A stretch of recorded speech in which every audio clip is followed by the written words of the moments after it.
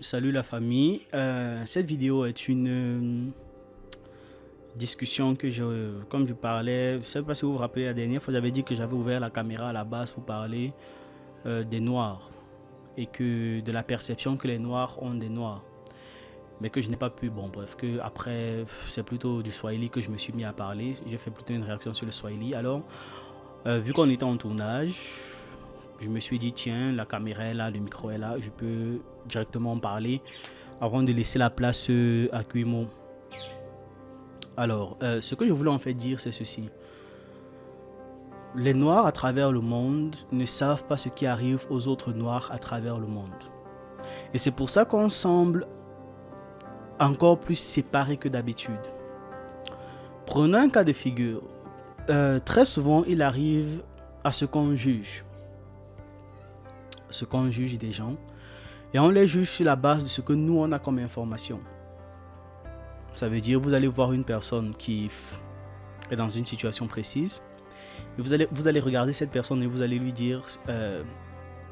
vous allez avoir des a priori en fait. Voici ce qui a dû se passer. C'est certainement une personne comme ceci, c'est certainement une personne comme cela. Sans savoir ce que cette personne vit, sans savoir ce qu'elle a vécu. Et maintenant, si à ça, on rajoute une simple information comme quoi elle avait fait X ou avait fait Y, ça va soit vous confirmer dans votre certitude, soit vous l'infirmer. Et c'est ce qui est en train en fait d'arriver à la communauté noire dans son ensemble. Ça arrive depuis toujours à la communauté noire, je dis bien tous les noirs à travers le monde. Pourquoi est-ce que je dis cela? Je me suis rendu compte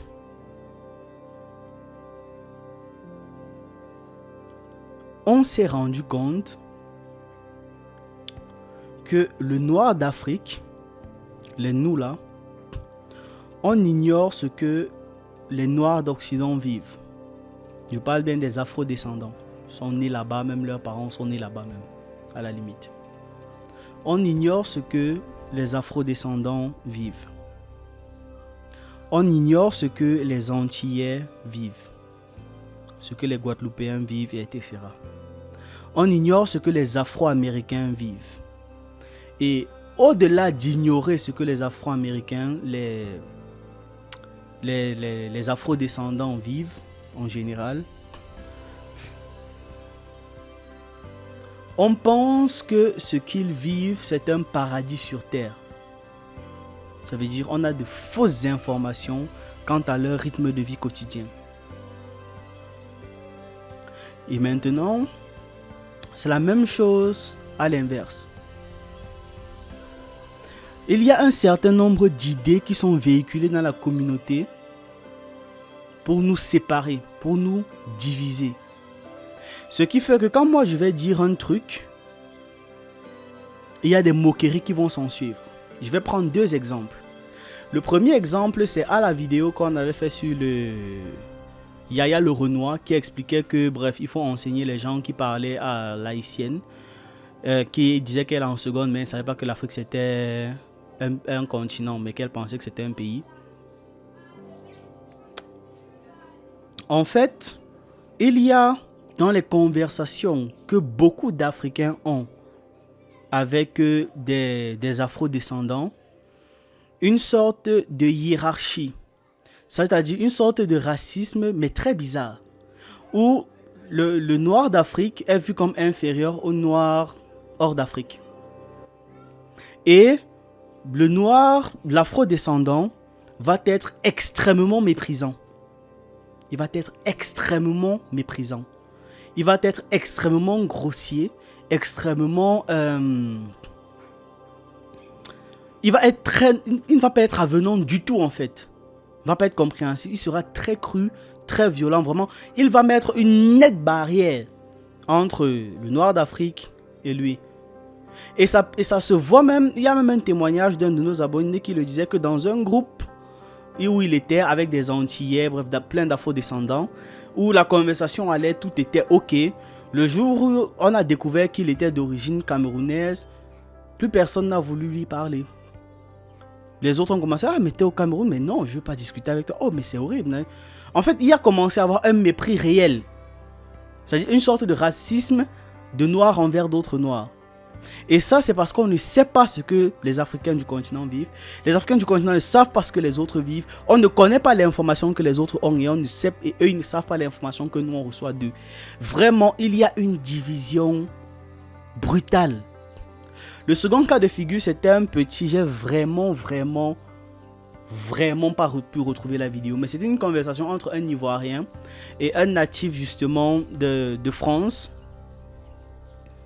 où à un moment donné, vu qu'ils étaient en live et puis il se faisait tard, il allume et puis il y a des lumières LED là qui brillent, que vous voyez souvent dans les studios de streamers, des lumières qui brillent, ça change de couleur et tout là, voilà. Et il allume ces lumières là dans sa chambre et le jeune homme dit: ah, mais vous avez de l'électricité en Afrique? Je vous laisse un peu imaginer quelles sont les informations que lui reçoit de l'Afrique. Je vous laisse un temps soit peu imaginer. Je vous laisse un temps soit peu imaginer les informations qu'une personne comme ça reçoit de l'Afrique. Donc, cette vidéo, avec quel but? C'est pas simplement de venir dire qu'on n'a pas les mêmes informations. Cette vidéo avait pour but de faire comprendre aux Noirs en général que ce que nous, on pense certain, doit être toujours remis en question sur nous. Je parle principalement sur nous. Doit être toujours remis en question. Et qu'on doit faire cet effort, bien que difficile mais nécessaire, de se documenter et d'aller les uns vers les autres sans préjugés. Les préjugés sont importants. Hein. Bon, je dirais pas les préjugés, je dirais... cet a priori qu'on a des gens là, c'est important parce que ça nous permet de survivre. On appelle ça en psychologie les heuristiques. Un heuristique en fait est un raccourci mental que l'on prend pour pouvoir rapidement prendre une décision. Par exemple, vous marchez dans la rue seul dans le noir, vous voyez une personne grande de taille, baraquée, un peu débraillée qui s'avance rapidement sur vous, vers vous, dans votre direction en tout cas. Raccourci mental, c'est je change de route, j'essaie de m'enfuir, j'essaie de me protéger. Alors que cette personne peut très bien être une personne pressée, qui sort d'un chantier et veut rapidement rentrer chez elle, tu vois. Mais l'heuristique, le raccourci mental qui est ce comportement n'est pas normal, vous fait vous protéger. Et soit c'était effectivement un agresseur et vous vous êtes protégé, vous avez fui, vous avez demandé de l'aide. Soit c'était une personne qui était très pressée, qui sortait d'un chantier, qui rentrait chez elle. Mais comme vous ne savez pas et que pour le savoir, il faudrait entrer en confrontation avec ces personnes, ça devient compliqué. Donc les heuristiques sont utiles. Les heuristiques, c'est important.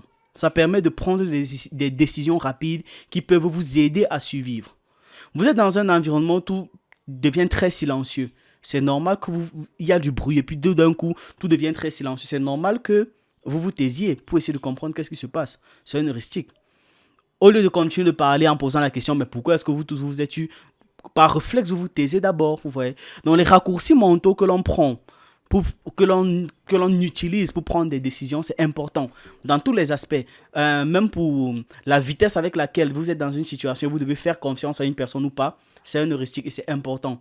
Sinon, vous pouvez mourir ou prendre une mauvaise décision. Donc, bien que les heuristiques soient importants, bien que ces préjugés que l'on a ne soient pas de notre faute, mais des informations que l'on reçoit d'une partie comme de l'autre partie, par les mêmes personnes qui veulent nous manipuler, parce que le système scolaire africain, c'est un système scolaire français en réalité, bon, dans l'Afrique francophone. Et dans l'Afrique anglophone, c'est la même chose. Donc, comprenez et comprenons quelque chose. Tous ceux qui verront cette vidéo, tout ce que vous croyez de l'Afrique, c'est faux. Et tout ce que nous croyons des afro-descendants, c'est faux. Une fois qu'on a intégré ça, essayons maintenant d'apprendre, de comprendre ce qu'ils vivent, de comprendre quels sont leurs quotidiens. Et surtout, lorsqu'on va vers les uns ou vers les autres, au grand jamais, je dis bien au grand jamais, il ne faut partir du principe qu'on connaît quoi que ce soit. On part pour apprendre. Une fois, ma grand-mère avait dit qu'elle n'aurait jamais souhaité vivre aux États-Unis parce que les Afro-Américains sont en fait des descendants d'esclaves. Et je lui ai demandé si elle se rendait compte de ce qu'elle disait. Parce que c'est une grand-mère qui a été super occidentalisée. Je me suis demandé si elle se rendait compte de ce qu'elle disait. Mais non, elle ne se rendait pas compte de ce qu'elle disait. Et c'est très dommage en réalité. C'est très très très dommage. Donc prenons ce temps-là ce cœur-là, cette énergie-là, avec laquelle on aura tendance à s'insulter, à dire tu es très bête, à dire l'Afrique ce n'est pas un pays, à dire il y a l'électricité en Afrique, à dire de toute façon vous vivez très bien là-bas, comment vous ne nous envoyez pas l'argent, voilà et tout ça là. Prenons ce temps-là avec lequel on déploie notre énergie à s'énerver entre nous pour apprendre de nous tous. Parce que je vous assure, aucun de nous ne sait ce qu'aucun de nous vit au quotidien. Je vous assure. Aucun de nous ne le sait. Donc, si on est dans une démarche de réunification des Noirs à travers le monde, il est important que personne ne se prenne pour supérieur à qui que ce soit.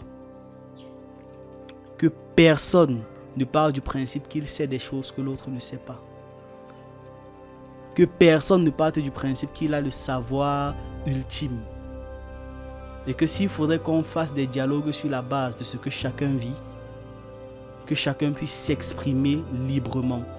Et qu'une fois que vous avez acquis une nouvelle information, elle a acquis au point, on ne la remet pas en question. Est-ce qu'il y a l'électricité en Afrique? Oui. Dans certains endroits, dans d'autres, ça manque beaucoup plus. Mais quand tu es déjà dans des grandes villes ou dans des chefs-lieux, globalement, il y a de l'électricité. Certes, on a des problèmes d'électricité parce que la plupart de l'énergie en Afrique est redirigée justement vers l'Occident. Mais ça ne veut pas dire aussi qu'en Occident, votre facture d'électricité vient moins chère. Ainsi de suite, ainsi de suite. En réalité, chacun ne peut partager que son expérience personnelle. Et c'est en partageant son expérience personnelle que, ok, on pourra bâtir un corpus commun et comprendre à peu près ce que tout le monde vit. Parce que si on continue de véhiculer les informations que les écoles occidentaux, que ce soit en Occident comme ici, véhiculent sur les Noirs, on ne va pas s'en sortir. Pas s'en sortir du tout. On avait fait une vidéo sur le retour des Afro-Américains au Libéria. Pour ceux qui n'ont pas vu, allez voir cette vidéo et vous allez voir que ça a été une catastrophe justement pour ça. Parce que les Afro-Américains pensaient maîtriser.